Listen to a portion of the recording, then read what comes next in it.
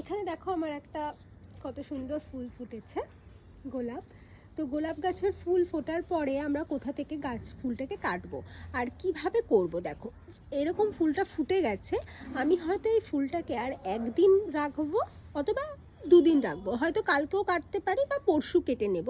তার থেকে বেশি দিন কিন্তু আমি গাছে এই ফুলটাকে রাখবো না।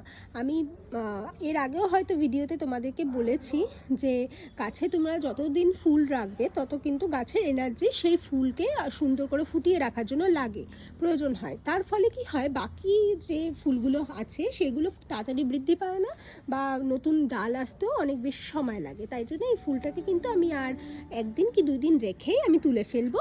আর তোলার সময় দেখো এখানে দেখো 3টে পাতা রয়েছে গোলাপের, এখানেও 3টে পাতা। ঠিক 5 পাতা যেখান থেকে স্টার্ট হচ্ছে তোমরা সেইখান থেকেও কাটতে পারো বা একটা 5 পাতাকে ছেড়ে তার নিচ থেকেও কাটতে পারো, কিন্তু কখনোই ফুলটাকে এই পোর্শন থেকে তুলবে না, ঠিক আছে? তাহলে তোমাদের গাছের বৃদ্ধিটা খুব সুন্দর হবে। কারণ এইখান থেকে কিন্তু খুব বেশি একটা পত্ররন্ধ্র বেরোয় না, নতুন ডাল খুব বেশি একটা বেরোয় না, কিছু কিছু সময় বেরোয় কিন্তু তাতে ফুল অনেক বড় হয় না।